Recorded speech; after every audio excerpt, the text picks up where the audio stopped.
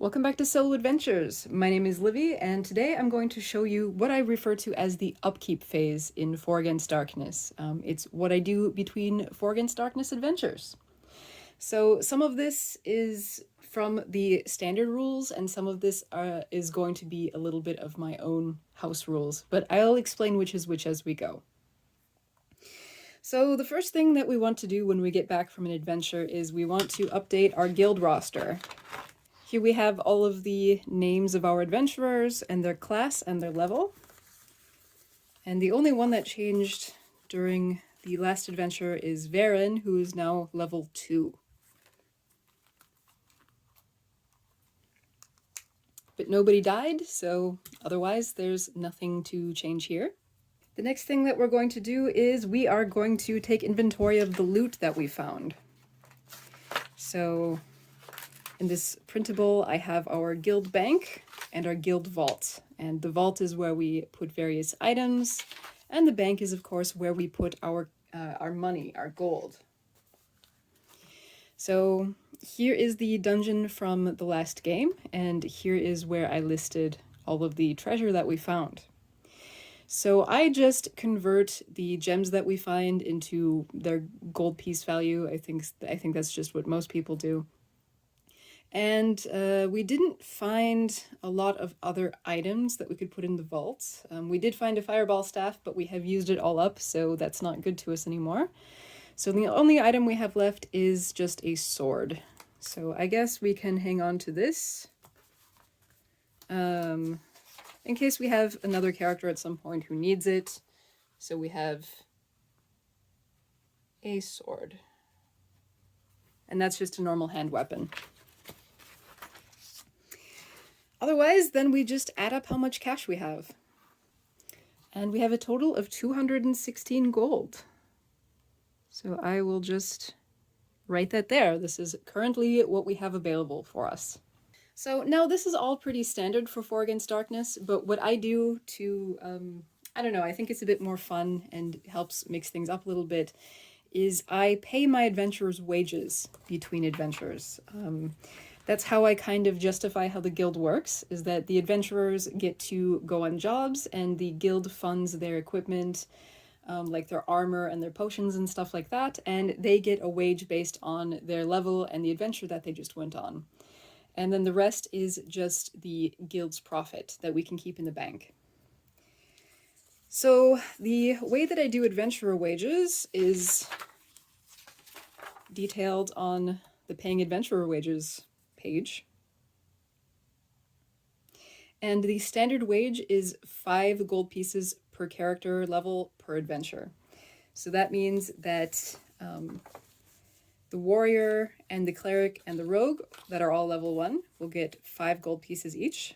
And then Varen, which is level 2, will get 10.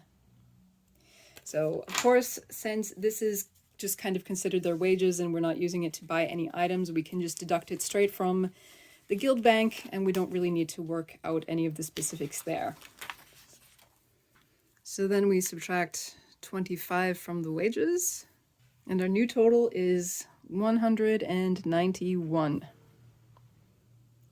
So that's how much gold we have going forward that we can invest in hiring new adventurers or in buying equipment and stuff like that.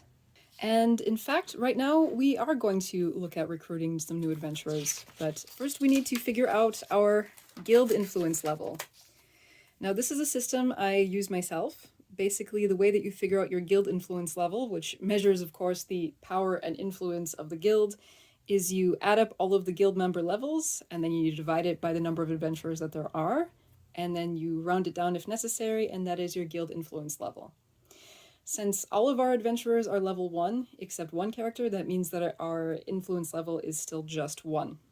So then the way that I play that is at the end of every adventure, you can recruit 1 volunteer adventurer for every point of guild influence that you have. So we're level 1, so we could recruit 1 volunteer and they will be at level 1.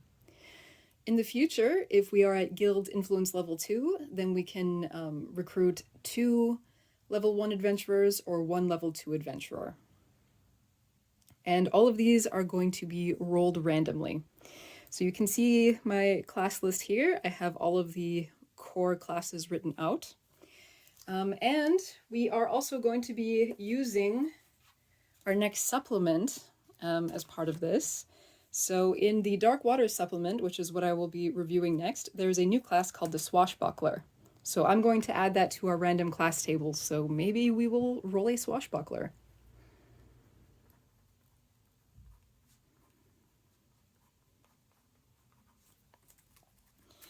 And then, of course, we have to update the books that we have in place. So here we have the core, and here we have Dark Waters. So we don't have a whole lot of money at the moment, so I think what I'm going to do is I'm not going to invest my money to recruit an adventurer of a specific level. As you can see here, if we want to recruit a specific class, a level 1 adventurer would cost 100 gold pieces. So we could potentially do that, but I'm just going to see what happens if we roll randomly. As you can see, it gets more expensive for every level that we increase here. So for example, if I wanted a level 2 adventurer, I would need to pay 250 gold pieces. Okay, so let's roll in our random class table. Zeros, that would be 10, so we don't have a class for that yet. 1, which means we have a warrior. A warrior has decided to join our Adventurers Guild. So I will write that here. We have a warrior who's level 1. And as always, I'm going to figure out their gender with a random roll. 1, so odd. We have another guy. And let's come up with a name for him. I'm not necessarily going to make the character sheet for this character right away, but I just have them listed in the guild roster for whenever I want to use them. And I'm going to name him Roland. Roland the Warrior. So now that we worked out the adventurer wages and our new volunteer, now we can go shopping.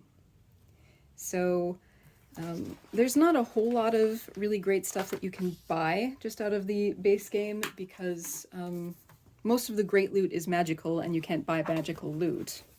For example, we can buy bandages that cost just 5 gold pieces each. What that allows us to do is once per adventure, we can bandage our characters, which is what this little circle is here. And then I just cross it off. And all that does is it just heals 1 life point. So it's not a huge difference, but it is nice because you can have non-magical healing with you. So I'm going to buy a bandage for each of the adventurers who are going on the next adventure. So 4 of them basically, and I'll add that to their inventories. I think the adventurers that we're going to take on the next quest, Dark Waters is an adventure for levels 1 and 2, so I want to use my level 1 characters.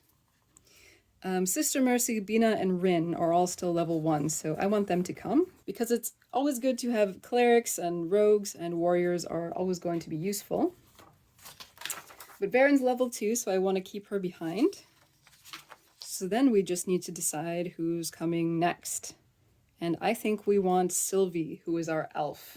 So I am just going to fill out this little sheet here. So let's have a look at what the elf can do. So the elf adds their level to their attack rolls, rather like a warrior, except for when they're using 2-handed weapons. So I generally don't give my elves a 2-handed weapon. They can also cast 1 spell per level per adventure, but only if they're wearing light armor and not using a shield. So I want to take an elf on this adventure because I think that it's good to have somebody who can use magic. So let's see, Sylvie's status is alive. And she's a lady. Level 1. The maximum life of an elf is 4+ level. So I'll just make a little note of that here. That means that currently Sylvie's starting with 5.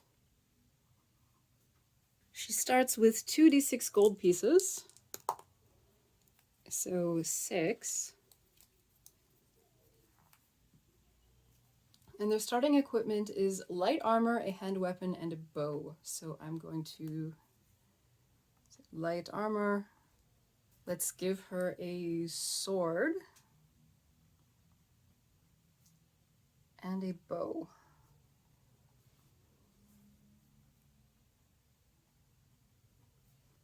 She attacks adding her level to both spells and normal attacks. So that means that currently her attack is +1. Light armor grants +1 to defense, so that means that her current defense is +1. She can only learn 1 spell per level and also only prepare 1 spell per level, so she only knows 1 at the moment, and I'm going to teach her sleep, because that is very useful, as we saw in our last adventure. And that just shows that we have it prepared. Abilities, we'll just make a note. Casts magic like wizard. So this is going to be our party going forward, a cleric, warrior, rogue, and elf. And let's do some shopping and see what we can do to make our party a little bit stronger. So we go to the equipment page. And I'm just going to make a little list of the things that we buy here. So we're going to buy bandages ×4. And that is 20 GP.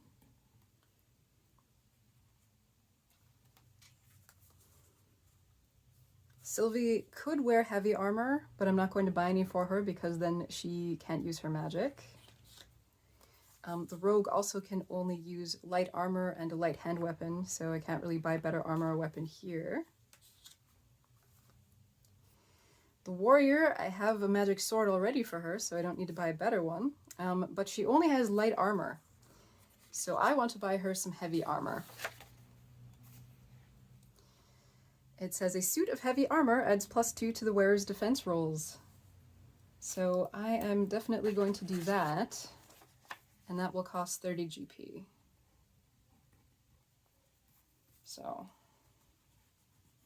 just add that to our equipment. So adjusting our defense then, that means that we have defense +3. Bina has +3 defense because she has our +2 heavy armor and +1 from the shield. Sister Mercy also is only wearing light armor at this point, and I want to buy her some heavy armor too, so I will do that. Another 30 GP.